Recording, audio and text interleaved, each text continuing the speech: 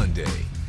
Let's lift every voice. A CNN concert event. The Roots, Khalid, Jhené Aiko, Earth, Wind & Fire, Yolanda Adams, and for the first time ever, an all-black symphony orchestra takes the stage at the Hollywood Bowl, and so much more. Juneteenth, a global celebration for freedom. Live from the Hollywood Bowl, only on CNN. I'm Paula Newton in Ottawa, and this is CNN. Hey, I'm Brian Stelter, live in New York. Happy Father's Day. This is Reliable Sources, where we examine the story behind the story, and we figure out what's reliable. This hour, the January 6 hearings are highlighting the democracy beat. We're going to look at why some newsrooms are adding editors and reporters to this key post. Plus, YouTube has a big election misinformation policy. But is it backfiring? Reasons. Robby Soave is here with that. And as the U.S. commemorates Juneteenth, a fresh perspective about race and education. The author of that book, Ibram X. Kendi, will join me. We will also pay tribute to the late, great Mark Shields. His daughter, Amy, will join me live. But first, the U.S. media's narrative about President Biden. It might seem like the Biden administration is facing a perfect storm right now with regards to rising inflation, sky-high gas prices, the continued COVID pandemic, the president's unpopularity in the polls, and more columnists and commentators are bringing up Biden's age as a factor as well. Right now, some liberals see a pile-on going on. Conservatives think others are just catching up to where they've been all along about Biden. Even standard photo ops seem to be going sideways for Biden right now. Of course, the news media shapes these narratives, chooses what video to show, maybe warps these narratives. Biden's relative lack of interviews with the media has also been a sore spot. If you ask White House reporters, you'll hear those complaints. This week, he invited a reporter from the Associated Press into the Oval Office for a 30-minute interview. It was a rare move, as some of these headlines said, and there are a long list of media outlets still waiting for a turn with the president. But there was a lot of news in that interview, so let's talk about it and a whole lot more with Julie Pace. She's the executive editor of the Associated Press. Also here with me, Danielle Belton, the editor-in-chief of the pioneering digital news source HuffPost, and John Harwood, a veteran of the Wall Street Journal and CNBC, now a White House correspondent here at CNN. Welcome to everybody. Lots to talk about. Julie, this Associated Press interview with Biden, this was the AP's first interview with Biden. It's been basically a year and a half. What took so long, and why do you think he spoke to your reporter now?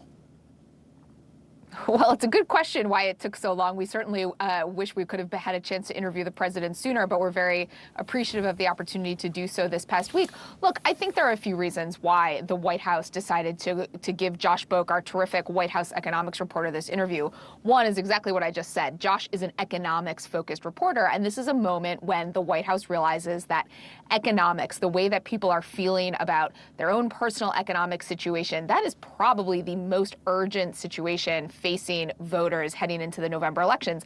And they looked to the Associated Press, a news organization that really speaks to a lot of Americans who are not following the daily twists and turns of politics. They are not following, all the back and forth on Capitol Hill or on a lot of, political punditry shows, but they are very attuned to what is happening in their own lives. So I think this was an attempt by Biden to reach out to some of those voters to make clear that he understands some of the frustrations that they are feeling and to go with a reporter who is very steeped in economic policy, who knows it inside and out. And there was quite a bit of news in the interview. I was reading it for hints about his media diet, his references to reading the New York Times Magazine. You can sense in some cases the president's frustration with the news media. John Harwood, have you picked up on that from your post at the White House as well? Oh, there's no question. I think the Biden White House thinks that all of the coverage is unduly negative, that he's getting blamed for inflation when, at best, it's only partly attributable to administration policies. And, it's part of the difficulty that any modern president has in communicating.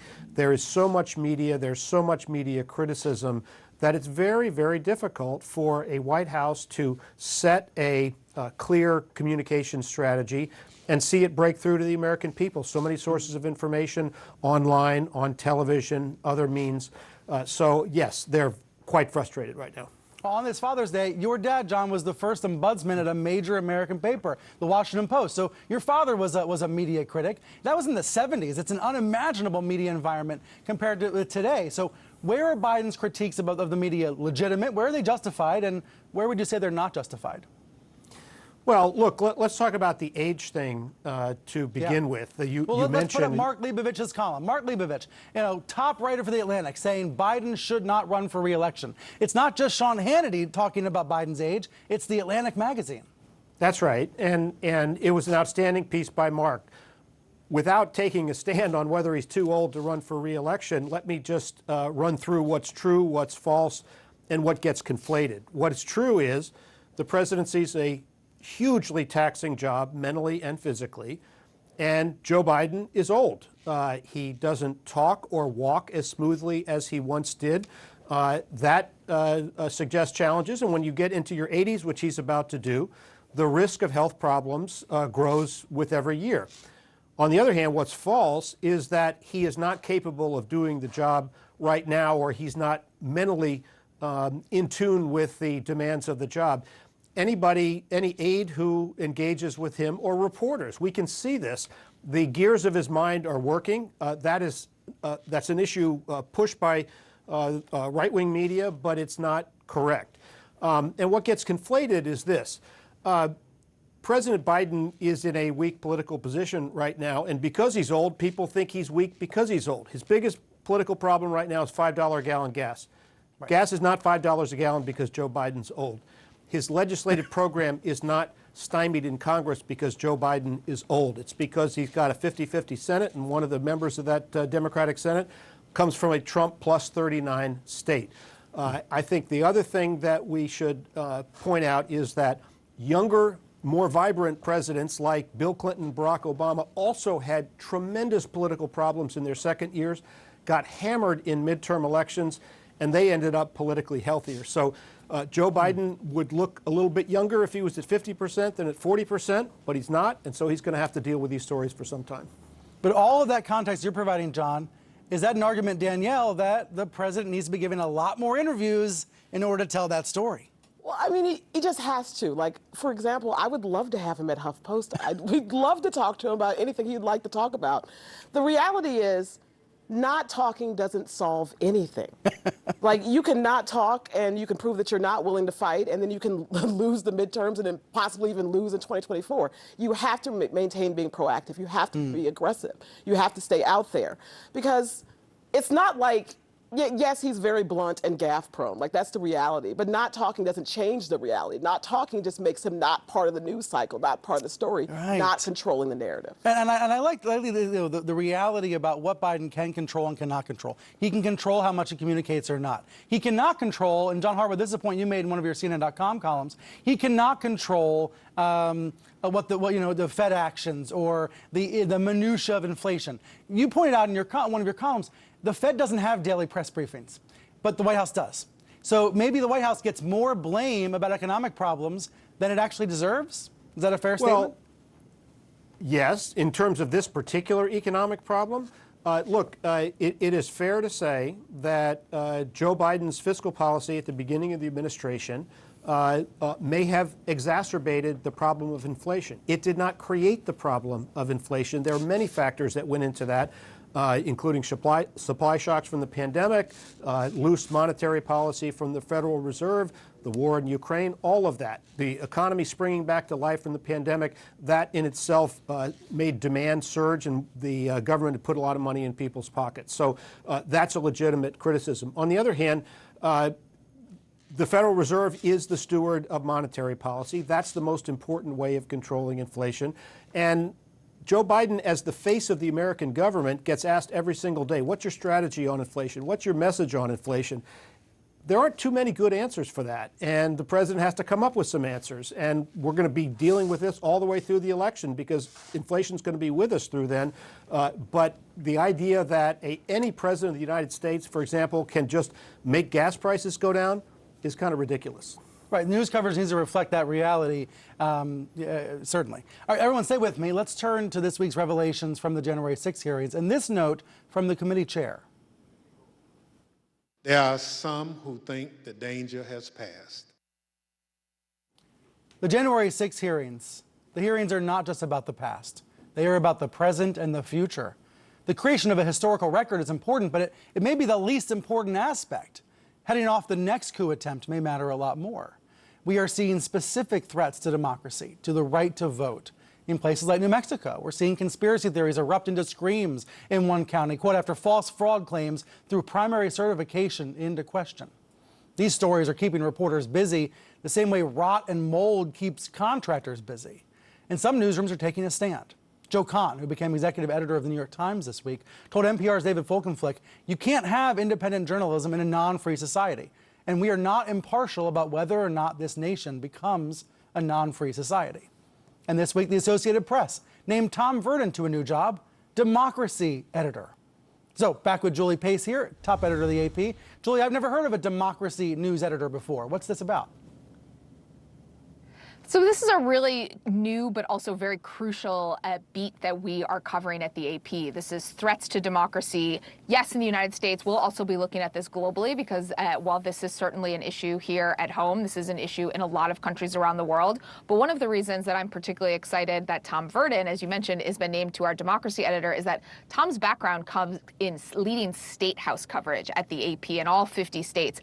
And I think the challenge that a lot of news organizations are facing when it comes to covering democracy is that, yes, this is, of course, a national issue. It is a macro issue, but it's playing out all across the country in very local ways. And you saw a great example of that in New Mexico, as you pointed out, where you had a rural county with a 3-person commission that decided to hold off on certifying election results basically just because they didn't want to certify them. There was no evidence there. And so we have to really get down into the weeds of this at the state and local level because that's where so many of these decisions are going to be made. And if you think about what happened in New Mexico potentially playing out across the country in November in the midterm elections or in a general election in 2024, I think it certainly could provide enough fodder to keep a democracy editor and a democracy team quite busy. Yes, indeed. Danielle, you said to me in an email, this is something the newsrooms have to keep ringing the alarm about. What exactly is the alarm?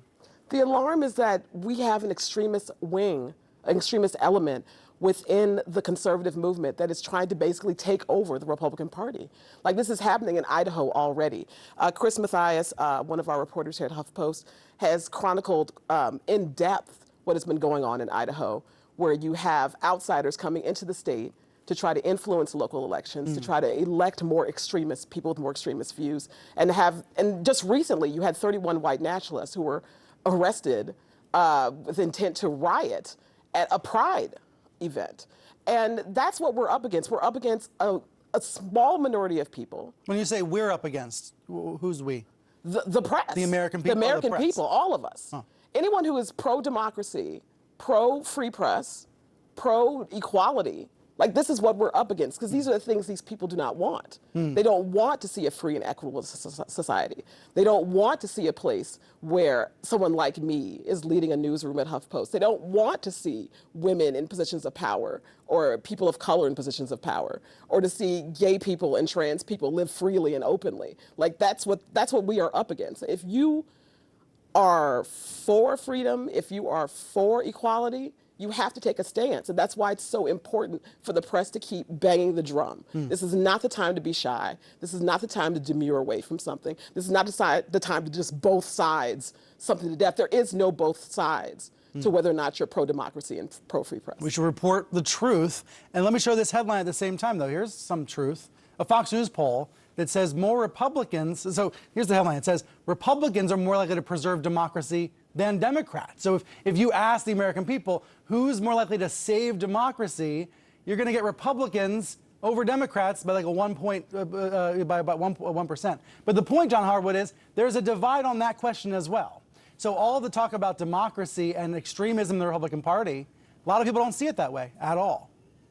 Well, sure, and people answering that question may interpret the support of democracy as meaning that their side wins. But I think, as Danielle indicated, we've got to make sure as reporters that we have the right language for this moment. The traditional way that we cover political disputes in Congress, for example, is Democrats on one side, Republicans on the other. The spectrum is liberal to conservative, and we should not take sides on liberal versus conservative. However, this situation, the Trump era more generally, but this particular situation, that's not the spectrum. The spectrum is truth on the one side and lies on the other side. And a large chunk of the Republican Party has chosen to situate itself on the lying end of that spectrum. Donald Trump has, of course, been there for a long time, but many Republicans are now echoing his lies. And when we see what the January 6th committee is laying out, not partisan in the slightest, Republican witnesses, Republican questioners, Republican members like Liz Cheney leading the divide, we can't shrink from identifying who's on the truth side and who's on the lying side. That is a choice that many Republicans have made, and we in the press are not indifferent to that. We should take sides in that. We are for the truth, and we've got to say so. Julie Pace, last word to you. Look, I agree that we absolutely need to be advocates for the truth, for facts. I do think, as a challenge to all of my colleagues in the media, one of the things we need to keep trying to do is explain what the truth is, to do it in language that people can understand, to do it in ways that help try to break through some of these bubbles that people live in. I think that that's a pursuit that is really noble, and I hope that we all continue to do it. Julie Pace, Danielle Belton, and John Harwood, thank you all for the conversation. Up next here, why did YouTube take down a video published by the 1-6 House Committee? Robbie Suave is standing by with reaction to that. And later, a galactic battle for your attention. We're going to show you how big tech rivals are trying to out-tick and out-talk TikTok.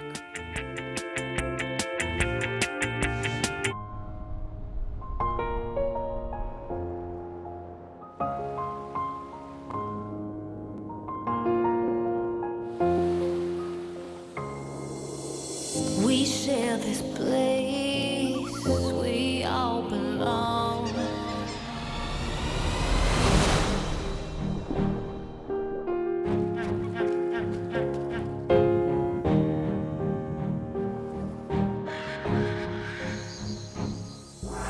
We have to restore this planet's soul. Teach it something more than what we know. Give it water, give it sun, room to grow. I can see a better tomorrow. I can see a better tomorrow. Our mission here at CNN and journalists, the news comes first.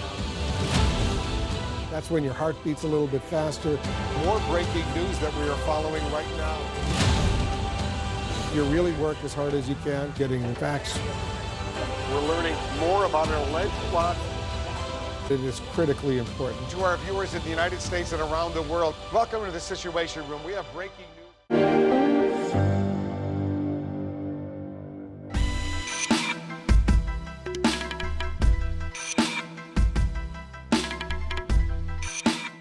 I'm James Roby. I'm the Global Head of Environmental Sustainability at Capgemini. People often ask, why should businesses care about sustainability? Well, first of all, quite frankly, an unsustainable pathway is not going to be good for any business. Businesses are reliant on having consumers that will buy from them. They're reliant on having employees who want to work for them.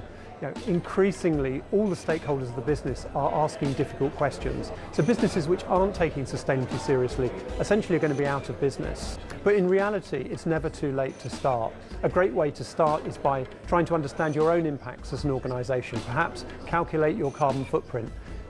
Ultimately, we need everybody on this journey, so why not start today?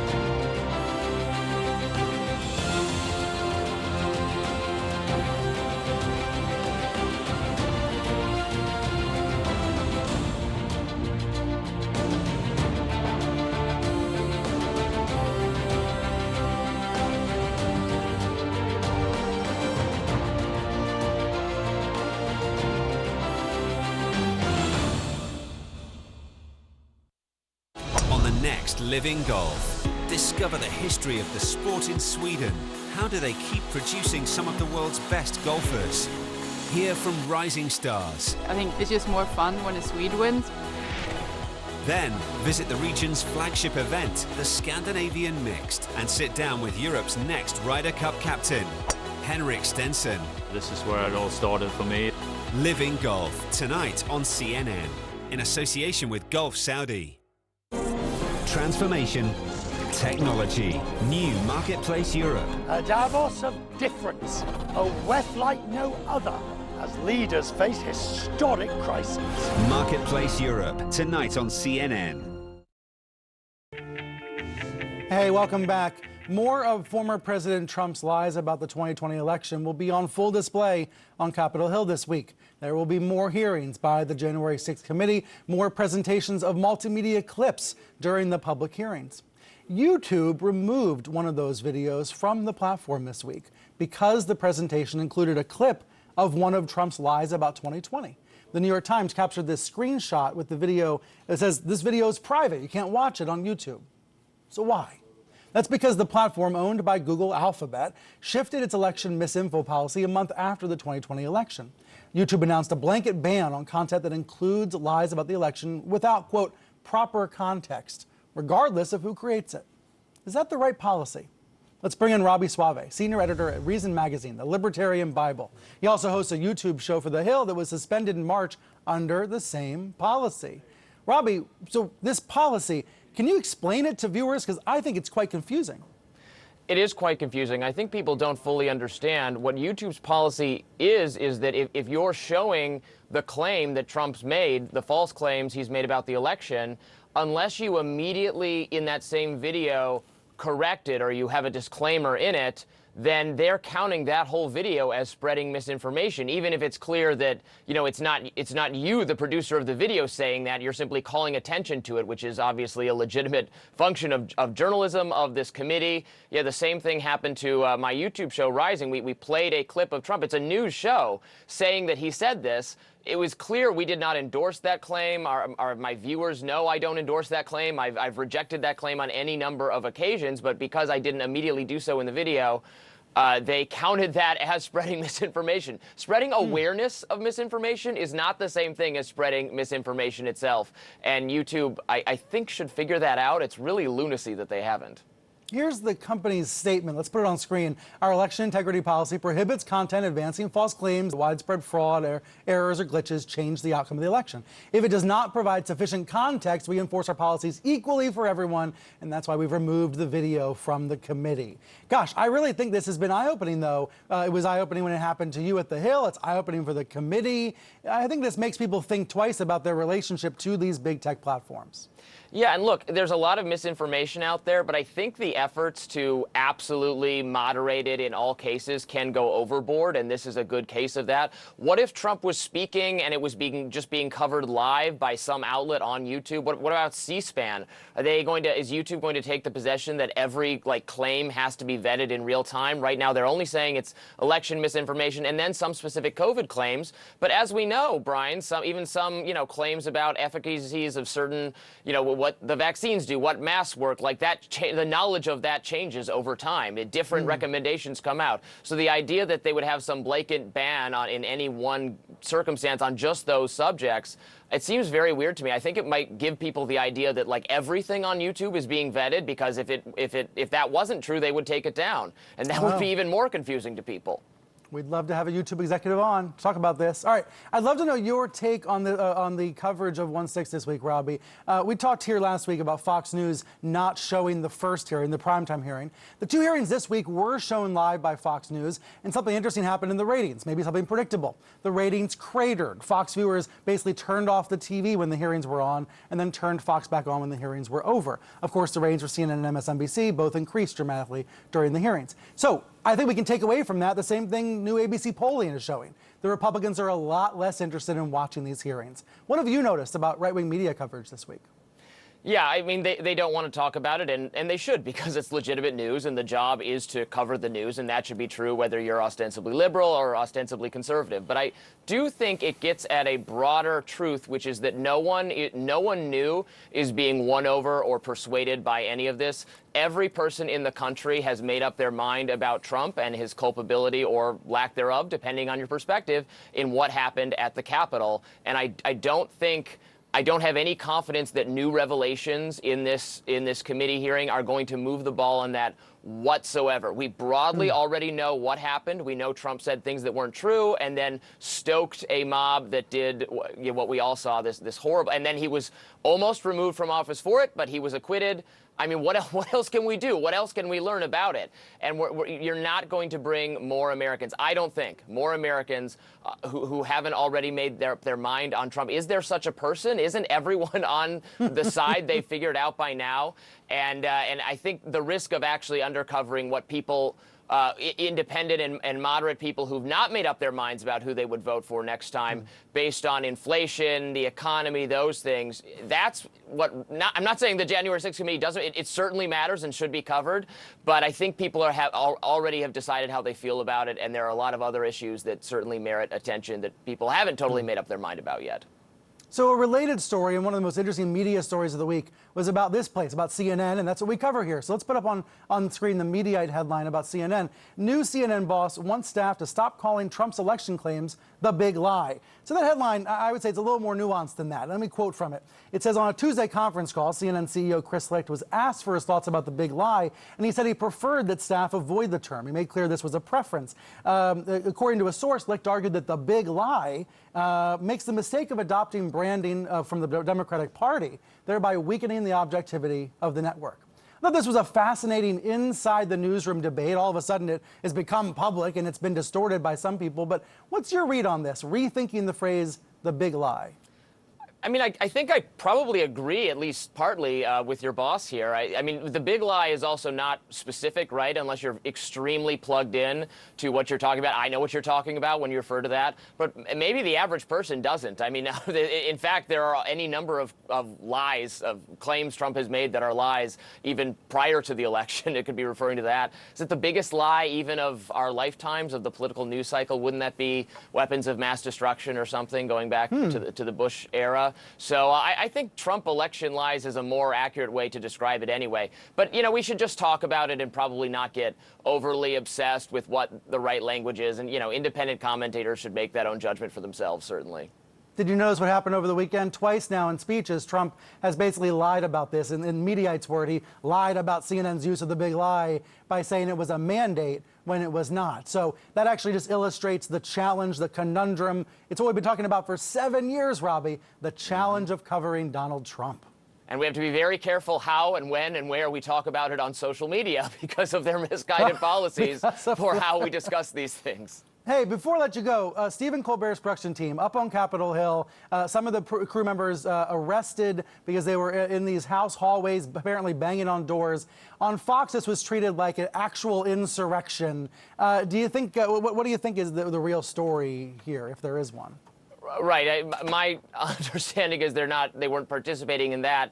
Look, the work of journalism is important and should not be thwarted by the state. I always want to call attention whenever we're even tangentially talking about threats to the press, that a grave threat to the press right now. Even a comedy show? Is Julian Assange, the U.S. government's attempt to extradite? Got to get that out there. It's bad and it should be ended. But yeah, even a comedy show should enjoy. You know, comedy does important journalism work, can tell important truths, and absolutely deserves any other kind of the same protection we're all getting, that all people deserve, really. I think there's a lot more to this Colbert story. I want to know more about the charges. Hopefully more will come out in the days ahead. Thank you, Robbie. Thanks for coming on. Thank you. Coming up here, brand new reporting from D.C. Big tech descending on Congress. We're going to tell you what they are lobbying against. Plus, on this Juneteenth, wise words from one of America's best-selling anti-racism authors. Ibram X. Kendi is standing by.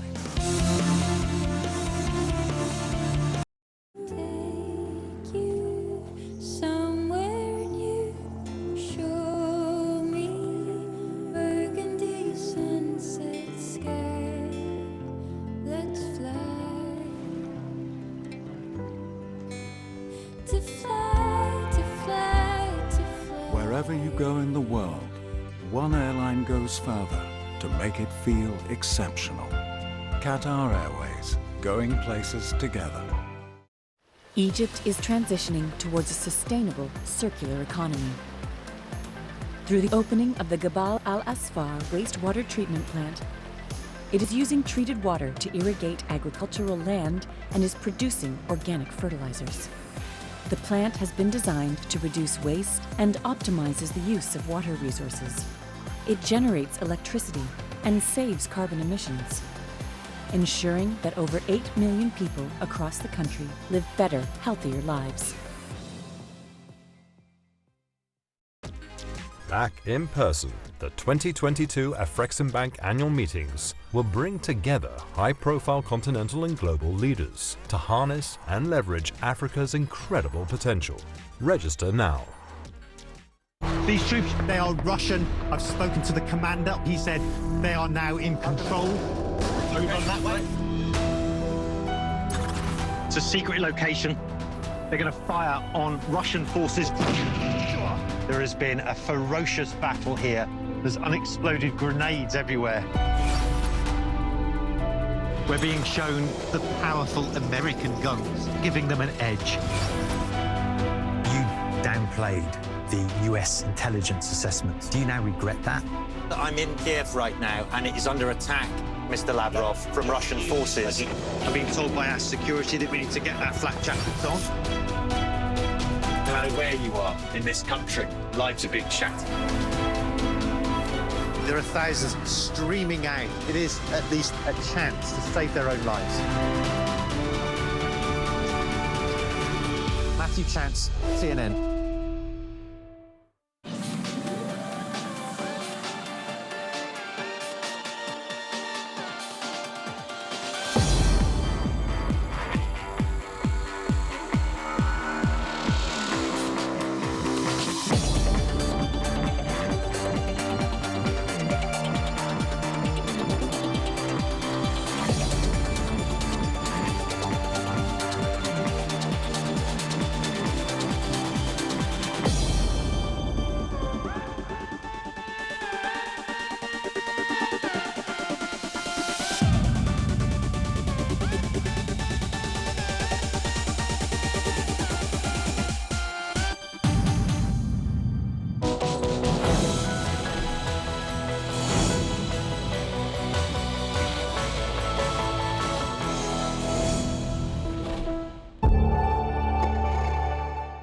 It is forecasted that about 40% of the population in the world will suffer from water shortages in 2050 due to climate change and population growth.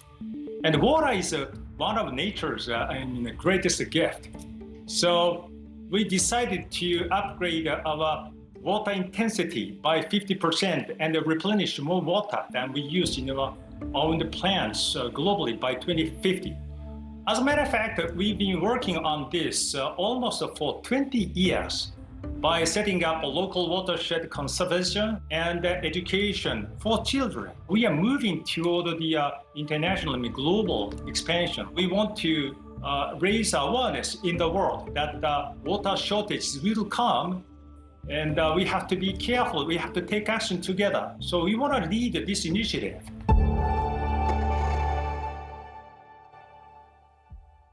I'm Isa Suarez in London, and this is CNN. Big tech is fighting for control. Tech giants are trying to thwart a bipartisan bill called the American Innovation and Choice Act. It's an antitrust bill led by Senators Amy Klobuchar and Chuck Grassley, targeting huge tech companies like Google and Amazon. Supporters say this bill has the votes needed to pass both chambers of Congress. So will it? What's going on? Joining me now, CNN tech reporter Brian Fung, and a CNN alum, now the creator economy reporter at The Information, Kaya Yuriev. Welcome to you both. Brian, what have you learned about tech CEOs coming to D.C.? Well, we know that the tech industry has been engaged in a massive lobbying campaign to try to defeat this bill and prevent it from becoming law. Google's CEO is going to be on the Hill this coming week to meet with lawmakers. Comes just after Apple CEO Tim Cook was on the Hill a couple weeks ago. We also know that Amazon's CEO has been calling lawmakers directly to make his case on this bill. And, why is this happening now, and why is it important? Two reasons. One, lawmakers that are supporting the bill are trying to engage in a last-minute push to get this bill through with a Senate floor vote. As you know, the Senate has just a limited amount of time this summer to pass legislation before the August recess, and then we come back and it'll be the midterms. Second, this bill really drives at the heart of the business models of some of these companies, which is why they're so dead set on fighting it. Is it fair to say, Kaya, that this bill is just one of many problems the tech companies have right now? It definitely is. I think it's a major problem because basically at the heart of this bill is they want tech companies to stop favoring their own products over rivals. So Google, which owns YouTube, wouldn't be able to prioritize YouTube videos and search results, for example, or Apple wouldn't be able to preload its own apps onto iPhones. So definitely a big problem for them. But if you think about the backdrop we're in right now, we have rising inflation, we have an economic downturn, looming recession, which has the potential to impact these ad-driven business models. But I think the big issue is competition. Everyone wants to be TikTok right now, and all these companies are trying to roll out short-form video to compete better with TikTok. Everybody wants to be TikTok. So what are you seeing? What actions are these companies taking, and why do they want to be TikTok? Well, I think the problem is the old playbook was buy up these rivals, and they're not able to do that right now with antitrust scrutiny. So their second best option is to copy them. We saw Facebook do that really effectively with Instagram stories, with disappearing posts, which was what Snapchat pioneered.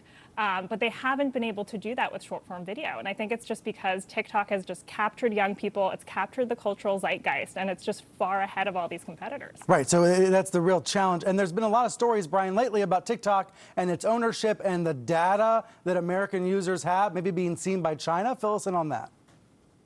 Sure. I mean, I think what we saw this past week was TikTok announcing that it had moved all of its U.S. users' data to a platform owned and operated by Oracle, which goes toward addressing some of the concerns that U.S. national security officials have raised about TikTok's links to China. It is owned by a Chinese company, and the company has really had a hard time trying to address those concerns that, U.S. users' data could be put at risk if the Chinese government were to try to get access to it, for example. I see.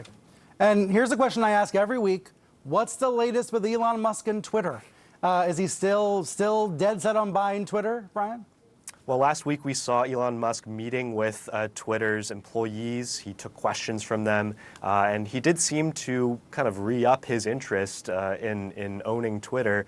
Addressed a number of things ranging from what remote work might look like at the future of the company to what he thinks content moderation should look like. And for Twitter's users, I think the interesting thing is Musk really doubled down on this idea of, freedom of speech doesn't necessarily mean freedom of reach. And he's really kind of explaining that, just because you might be able to say something on Twitter doesn't necessarily mean that Twitter should be able to amplify or should amplify that to a wider audience, which is actually fairly similar to how Twitter operates today, which kind of underscores how, maybe Twitter under Elon Musk might not be all that different after all.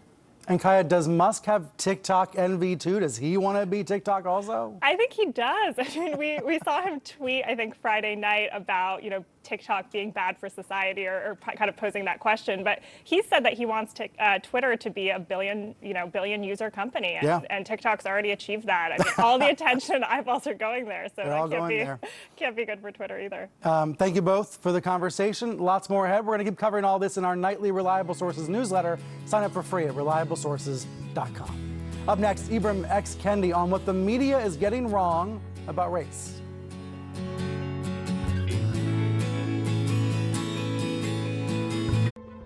Connecting Africa in association with Afreximbank. Opay is Nigeria's foremost financial inclusion service provider. Everywhere in Nigeria today, even in the remotest part of Nigeria, we have a large agency banking business with more than 500,000 agents across Nigeria. But we're also the last mile in terms of access to financial services for more than 10 million Nigerians, many of which do not have any form of bank account through the Opay digital wallet. We go to where banks cannot go to. We are much more nimble. we are more tech-oriented.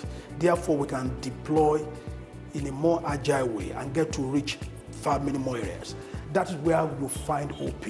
The excluded in Nigeria will be truly brought into the formal financial services, and that's our mission. Connecting Africa in association with Afrexim Bank. Monday, let's lift every voice. A CNN concert event with special guests, The Roots, Mickey Guyton, Earth, Wind & Fire, Khalid, Yolanda Adams, and special appearances by President Biden, Vice President Harris, former First Lady Michelle Obama, and so much more. Juneteenth, a global celebration for freedom, live from the Hollywood Bowl, only on CNN.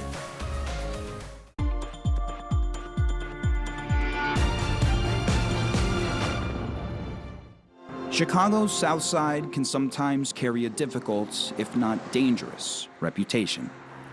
The threats in our community are numerous. There's threats of violence with gangs, with family members. There's guns. There's inequities in the system where students can't even go outside. But in recent years, a new problem has come to light: human trafficking. Human trafficking is something that affects every single person, no matter what age, no matter what gender, no matter what identity. It affects every single person. But inside the brick walls of the Curie Metropolitan High School, a talented group of students has decided to do something about it. The students are part of a collective called Performers for Change. They're led by dance instructor Melinda Wilson. Yes. For the students, it's a chance to express themselves while educating their classmates. For Wilson, it's a chance to bring what some might consider a taboo topic out of the shadows.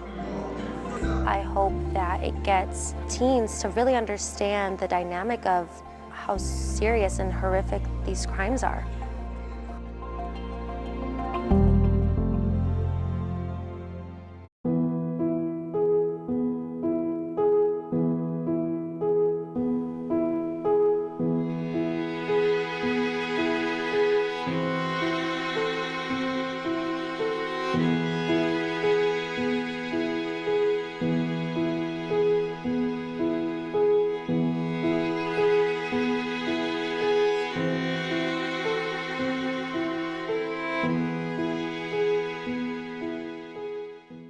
We're here at the home of one of the FSB team. Was it your team that poisoned Navalny? What do you want the world to know? People are so exhausted. Just gonna help her carry this bag. Scores of Taliban fighters, and just behind us, the U.S. Embassy. I'm the one who has to look them in the eye. Can I have your word? These people are depending on you. Now they're pressing in. They want desperately to tell their stories. Today marks the second year that the U.S. is celebrating Juneteenth as a federal holiday.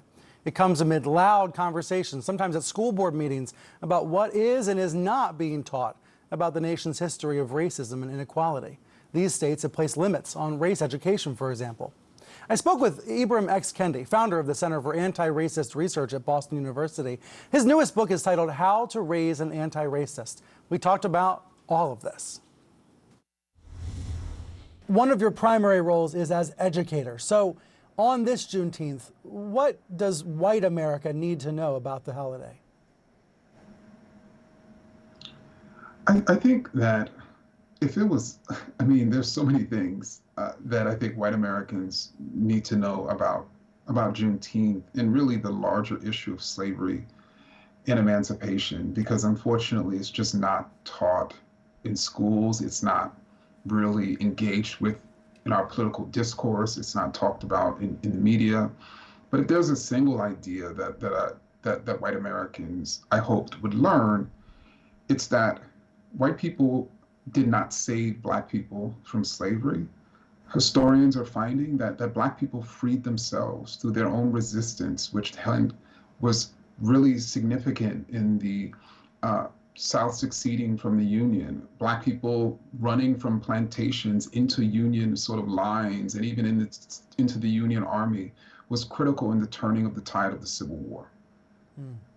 You say people are not taught that students are not taught that. So many of the arguments in the past couple of years have been about what students are or are not learning.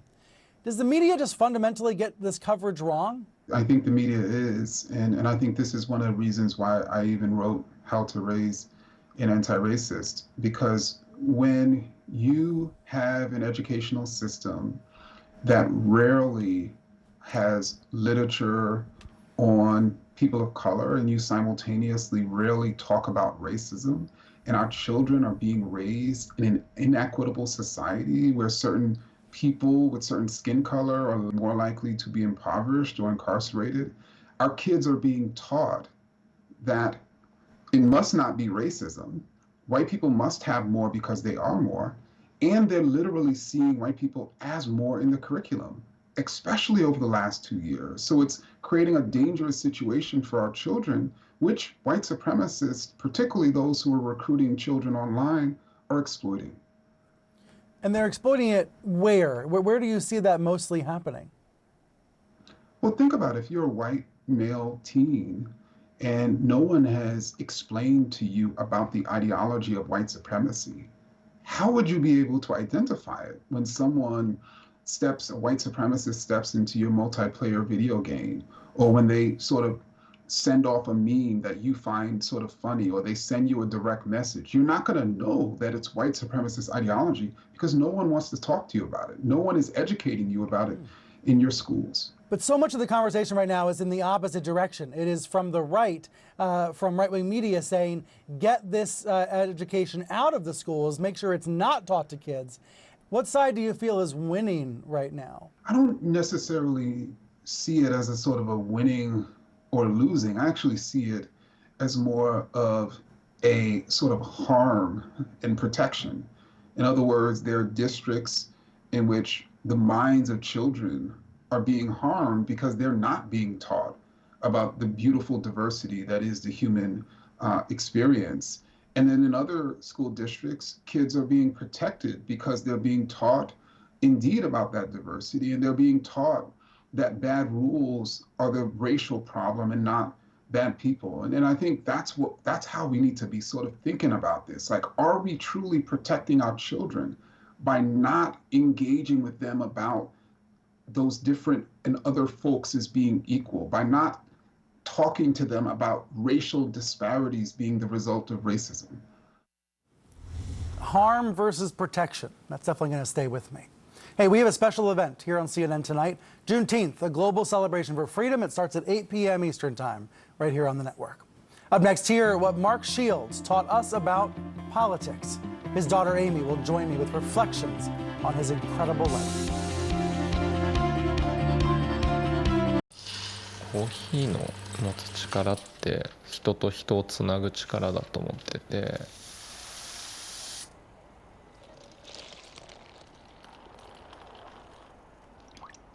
うちの会社のビジョンっていうのは日本のコーヒーといえばフィロコフィアってなることなんですよ。からそれを達成するには世界に向けた通販が必要だったんですよね。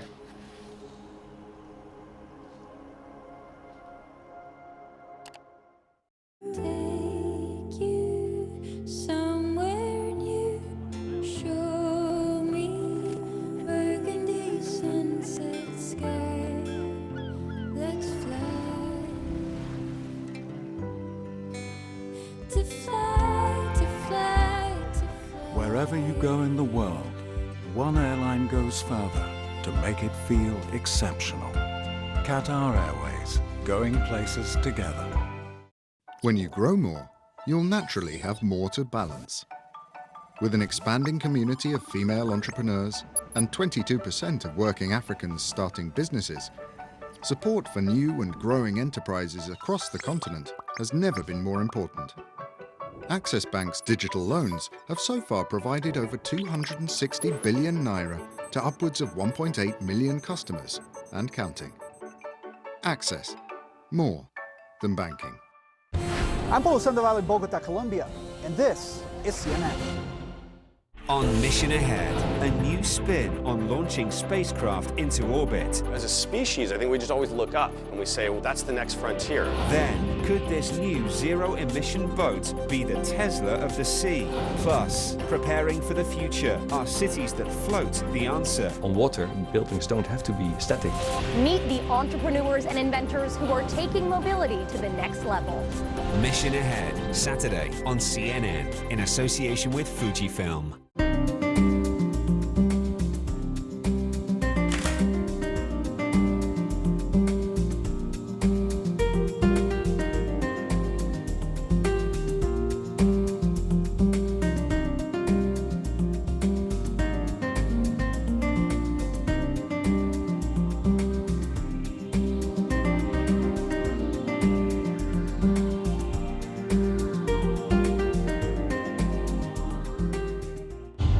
To open doors, to develop contacts, and to unlock secrets, it takes trust. It was the first time he really came out of his shell in front of a camera. Trust that you'll listen. So great that you're here today. It just highlights what's making a difference. That you'll be honest. I don't want to pry, but what sort of conversations do you have with them? Trust that you'll be accurate and you'll be fair. It was an unprecedented move, very eerie. All the roads have been closed off. Describe the scene that you arrived to. The Apache attack helicopter. This is what Captain Wales has been flying. Do you want talks with them? What is the point of talking now? Huge amounts of police support coming into this protest. We continue to monitor the government in crisis. This was the Duchess's first news interview. Rare access indeed. That's what it's all about. Max Foster, CNN.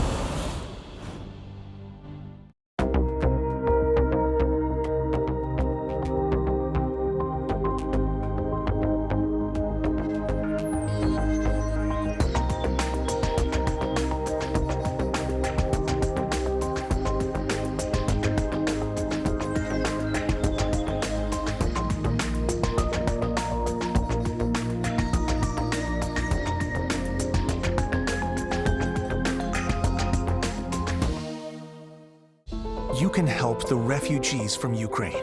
Join the over 80,000 who've already raised millions for food, shelter, and more. Explore cnn.com/impact. Click to take action. Advancement, adaptation, new Marketplace Middle East. From digital banking to biometric payments, we take a look at innovation and technology in the future of finance. Marketplace Middle East, tonight on CNN. Legendary political analyst Mark Shields died on Saturday. He was 85. Shields was a regular presence here on CNN for nearly 2 decades, co-hosting Capital Gang, and he was a fixture on the PBS NewsHour for more than 3 decades. His daughter, Amy Doyle, joins me now. Amy, thank you so much for coming on. I know you and your family are all grieving. What did you know about your father that all of us didn't know? What did you know that the viewing public didn't get to know? Oh my gosh, there are so many things, Brian. He was an amazing father. He was an amazing husband. But more than anything, I think there's so many fun things about my dad. He was actually very much the same person on television that he was at home. He was very real. He was very honest and open. And he really truly believed in his life to treat everyone equally, as far as, like from the president of the United States to the person pouring coffee or waiting on your table. That's just the kind of person he was. He really believed in that. And I think that's actually fundamentally why he also believes in politics. So it's just he loved people and he loved politics. I'd say those are the 2 things about my dad. What points did he make about politics and campaigns that need to live on? My dad loved people who ran for office. That was something he always said in his speeches and he wrote about a lot. Because it's the most ultimate risk you can take, right? Like putting yourself out there and potentially probably losing, right? So, and then having it be splashed on the cover of the New York Times or the Washington Post the next day. He loved that. He loved that risk that people would take and would put themselves out there. And, that's the one thing I think of a lot. He also was just like, he just felt that politics was actually important and that it was something that that basically dueling parties should have conflict, should have conversation, should be able to talk about those things, but not necessarily in the way it's been happening in the past few years. Right. I think that's Right. what was